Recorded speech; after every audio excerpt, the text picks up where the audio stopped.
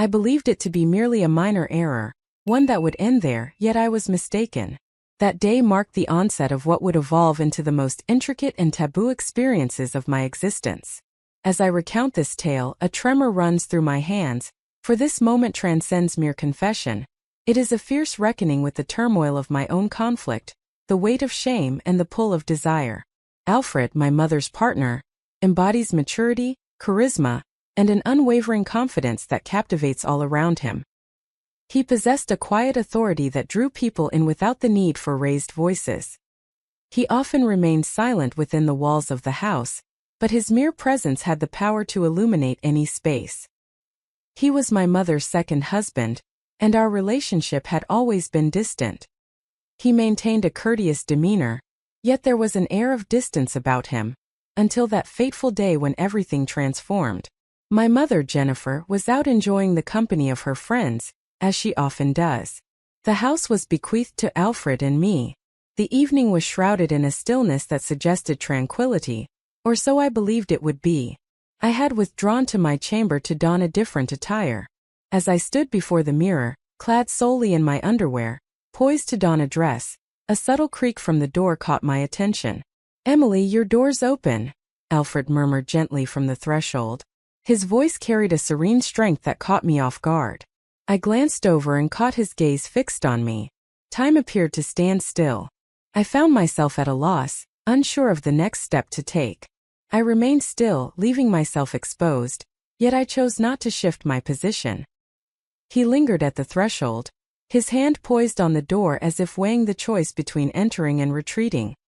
His gaze held for a moment, stirring within me a tide of bewilderment and an indescribable sensation. My heart raced within my chest. In mere moments, the world around me felt as though it had transformed entirely.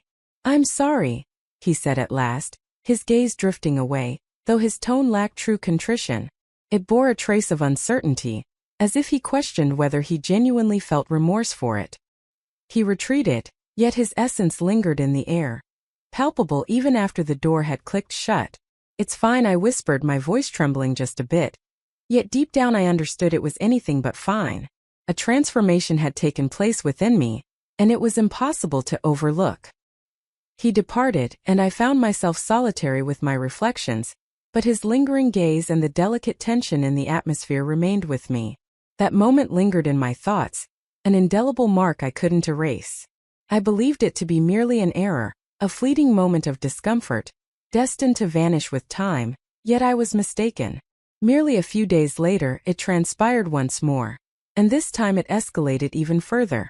Until that moment, it all could have been dismissed as an unfortunate blunder, a misaligned encounter, and I shared that sentiment.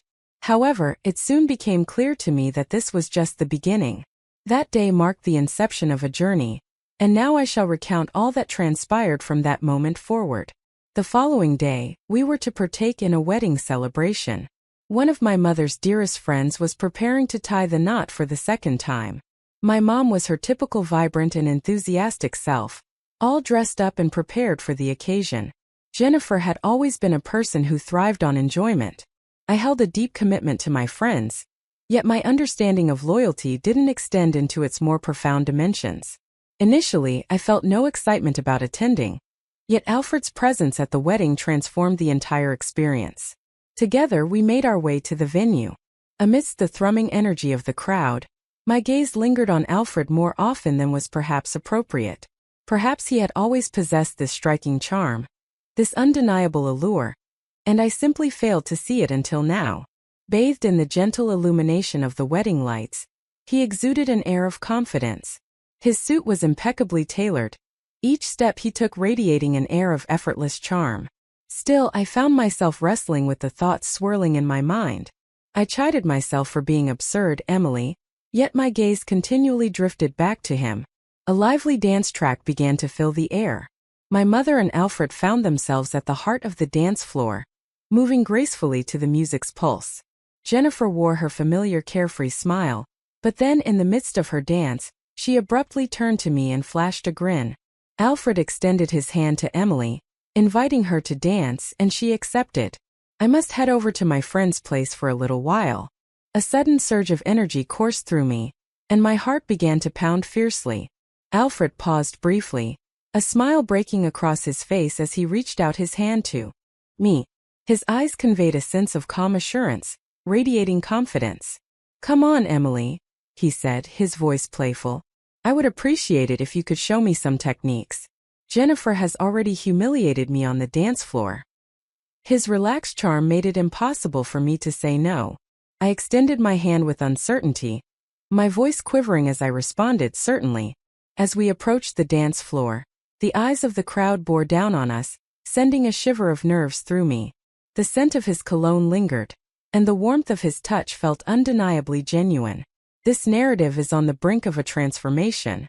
If this piques your interest, be sure to subscribe to my channel and enable notifications for future updates. Your support is invaluable. Be sure to show your appreciation by leaving a like and sharing your thoughts in the comments. As we twirled, Alfred's gaze remained fixed on me. "Emily, I had no idea you possessed such remarkable talent," he remarked, a warm smile gracing his face. His voice held a unique allure that resonated profoundly within me. "Sharing the dance floor with you is truly delightful." I averted my eyes, attempting to conceal the tumultuous emotions stirring within me. "I'm striving to give it my all," I confessed, yet the quiver in my voice revealed my vulnerability. Alfred's smile became more gentle. "Don't underestimate your worth," he said, his hand pressing more firmly against my waist. "This transcends mere movement. We are exchanging a profound connection. Do you not sense it?" In that instant, I understood that our bond transcended the mere act of dancing. My body swayed rhythmically to the melody, yet my heart and mind were caught in a whirlwind of chaos. The throng enveloping us, my mother by my side, the cacophony, all else dissolved into the background. Only Alfred remained, along with the hands that kept me anchored. The tumult of emotions within me was overwhelming, a fierce longing intertwined with uncertainty. As the dance unfolded, Alfred's voice emerged, soft yet resonant, cutting through the tumult of my swirling thoughts. "I wish to express my apologies for what transpired the other day," he remarked. "I intended to offer you a little warning, but Engen appreciated that it might be seen as slightly disrespectful to one's personal space." A gentle warmth enveloped me, and I sensed a blush creeping across my cheeks. My gaze fell, yet I yearned to alleviate the strain in the air. "It's all right," I replied hastily, my voice trembling just a bit. "Honestly, it's not a major concern. Such occurrences are possible." Alfred hesitated briefly, yet continued to dance, his gaze unwavering as it locked onto mine. Yet he pressed on, his tone becoming gentler. "I want to assure you that causing you discomfort was never my aim. I simply wished to capture your attention." My pulse raced. I assured him, saying that I wasn't uncomfortable. Simultaneously, I grappled with the peculiar exhilaration that was starting to swell within me. "Truly, it's perfectly all right." The atmosphere around us grew dense for an instant as we swayed together in rhythm. His hand rested on my waist, and the sincerity in his gaze awakened something profound inside me. Yet, the fervor was fleeting. As the melody gradually faded into silence, our dance came to an end. "Thank you," Alfred remarked, a soft smile gracing his lips. "Your grace on the dance floor is simply enchanting." I merely inclined my head, my heart continuing to race. "Thank you as well," I replied gently. I swiftly made my way back to my table and took a seat. Alfred paused for a heartbeat, his gaze lingering on me, before he finally shifted to another table. Yet, in that instant, those lingering glances revealed an undeniable truth. Whatever this connection was between us had not reached its conclusion. If anything, it was merely the beginning. "Prepare the stage." As Jennifer re-entered the wedding hall, she came toward us, her face illuminated by a radiant smile. "What a lovely dance," she remarked, offering her congratulations to us. "You both appeared absolutely stunning out there." Her praise only intensified my embarrassment, yet I attempted to mask it with nonchalance. "It was enjoyable," I remarked with a subtle smile. Alfred offered a subtle nod, a faint smile flickering at the corners of his mouth. Jennifer kept talking, her hands coming together in enthusiastic applause. "Can you believe it? Following the wedding, the girls and I will be celebrating with a bachelorette party, exclusively for us ladies. Alfred, you'll be taking Emily home, won't you?" Alfred offered a subtle smile.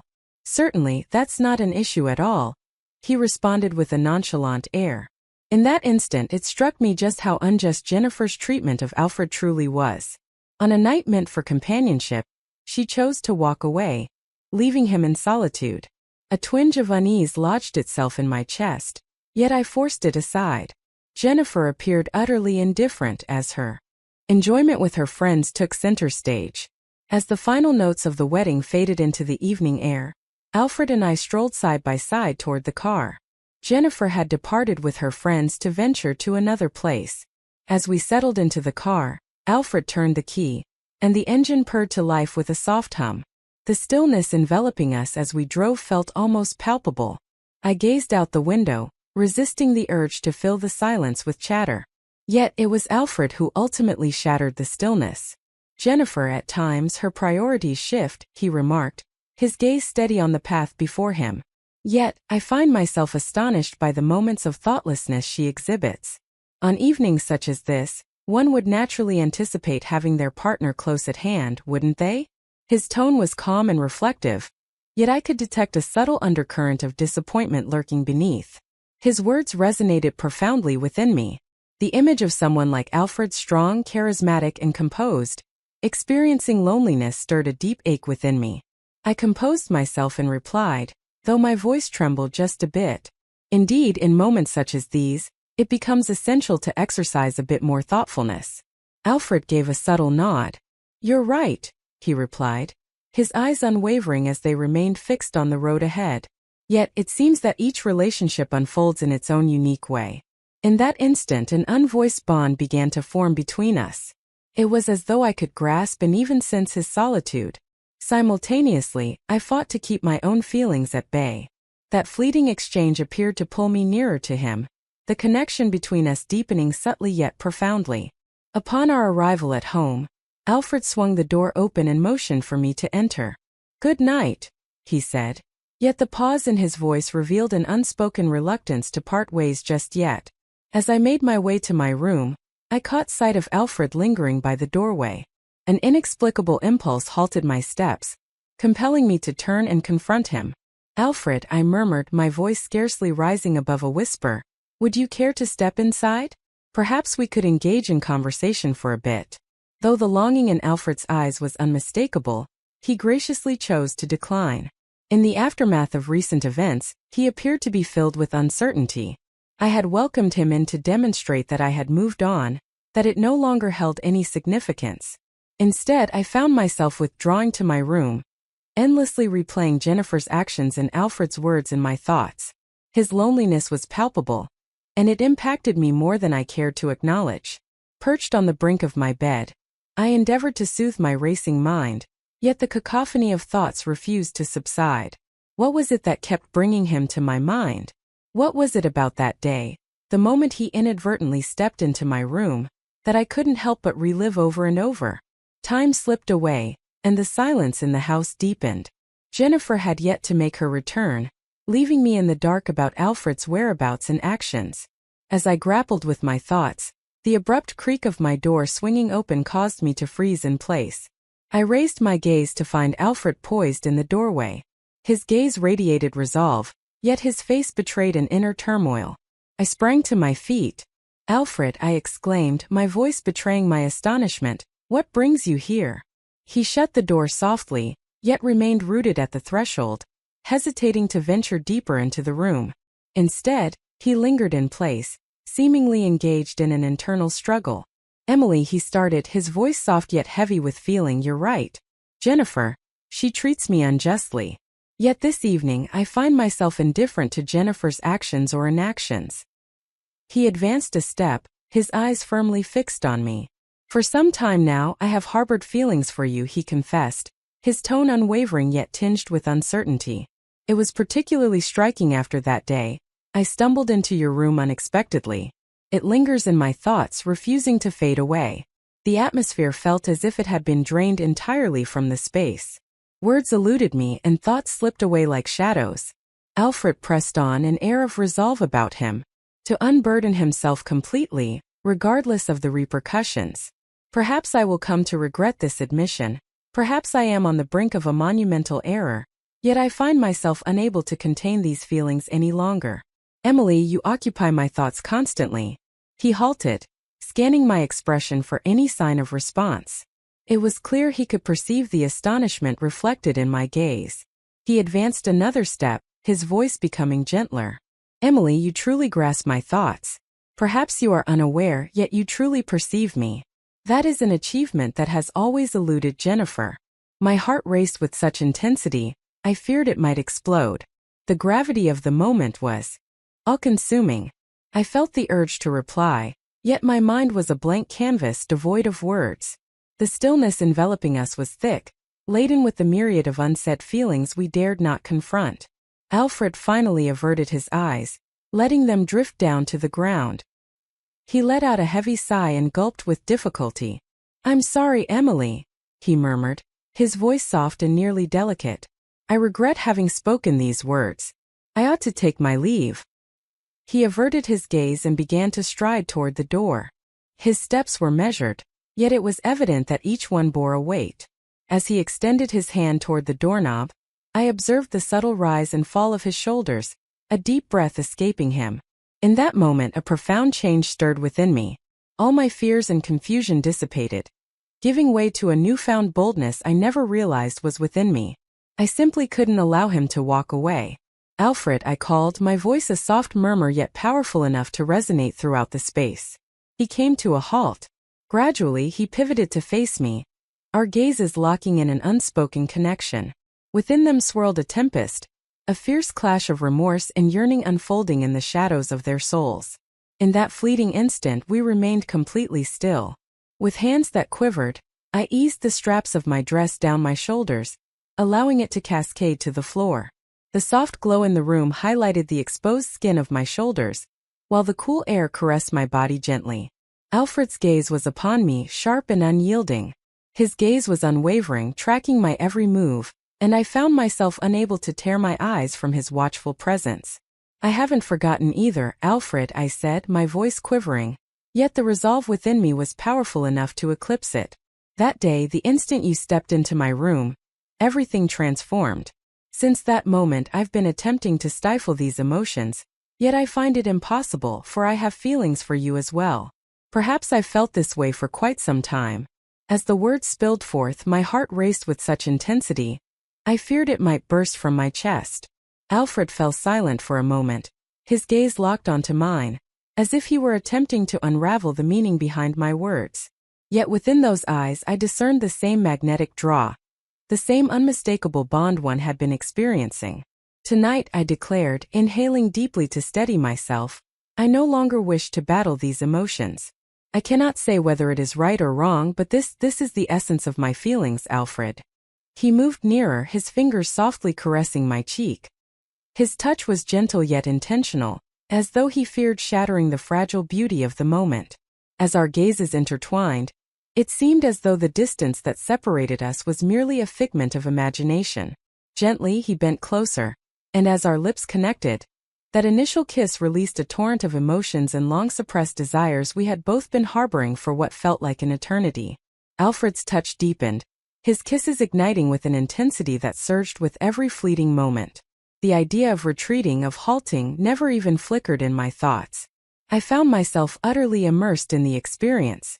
With measured steps, I retreated until the familiar edge of the bed met the backs of my legs, and then I surrendered to gravity, allowing myself to collapse onto its surface. I observed as Alfred's fingers glided to the buttons of his shirt, meticulously unfastening them one at a time. Each motion was intentional, as though he sought to relish this instant, to prolong its existence. As he finally cast aside his shirt, an air of confidence and authority enveloped the room, asserting his presence in an undeniable way. He advanced another step in my direction, his eyes locked onto mine with unwavering intensity. Once he arranged his clothes meticulously at the bed's edge, he leaned in gradually, until the only thing separating us was the palpable electricity that filled the air.